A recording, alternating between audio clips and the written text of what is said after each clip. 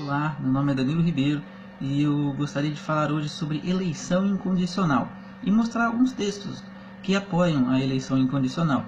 Eleição incondicional é um ponto da soteriologia calvinista que ensina que Deus escolhe pessoas com base na sua própria vontade, na sua soberana escolha, e não na escolha do homem para com Deus, nos méritos do homem, o merecimento do homem para com Deus. Textos que apoiam.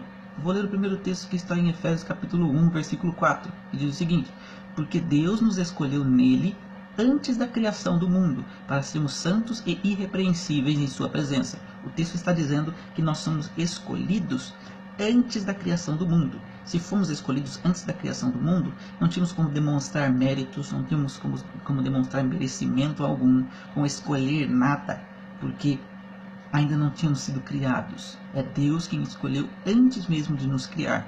E Ele nos escolheu para quê? O texto diz o seguinte: para sermos santos e irrepreensíveis. Muitos pensam que a escolha de Deus para salvar algumas pessoas dá liberdade a elas de pecar, de viver em pecado e fazer o que elas quiserem com suas vidas. Mas não, Deus nos escolheu para sermos santos e irrepreensíveis, e por meio do seu Espírito Santo, que habita em todo aquele que crê, que é selado em todo aquele que crê, Deus santifica os seus, santifica os eleitos, a quem Ele escolheu, para que sejam de fato santos e irrepreensíveis.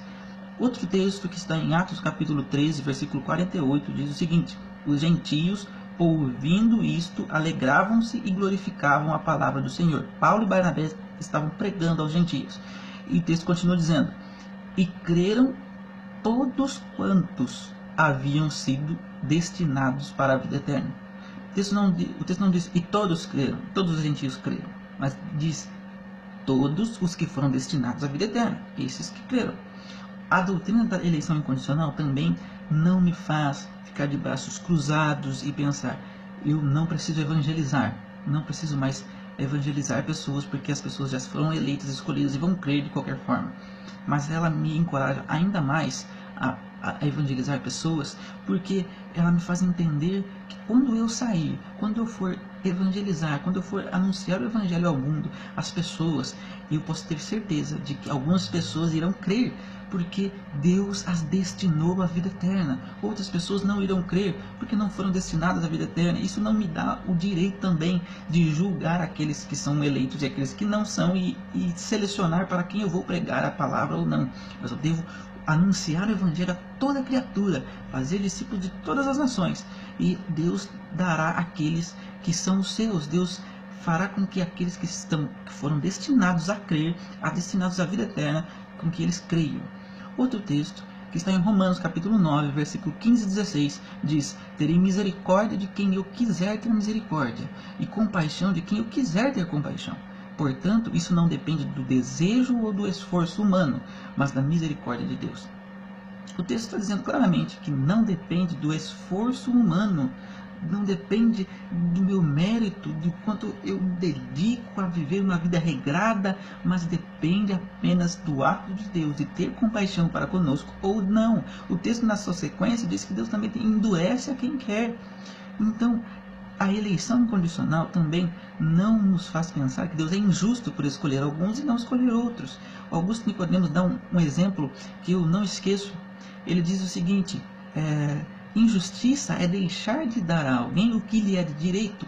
Então, o que o ser humano merece? O que é de direito do ser humano? Por ser pecador, por ter se rebelado contra Deus e por todos se encontrarem na condição de pecadores, o que o ser humano merece é o inferno. Portanto, quando Deus deixa de escolher alguns e deixa de salvar alguns, Ele não está sendo injusto, mas Ele está demonstrando ainda mais a sua justiça, porque a condenação é justa ao homem. Mas Deus demonstra ainda mais o seu amor quando escolhe algumas pessoas para salvar por meio do sacrifício de Cristo na cruz, que pagou pagou pelos pecados destes.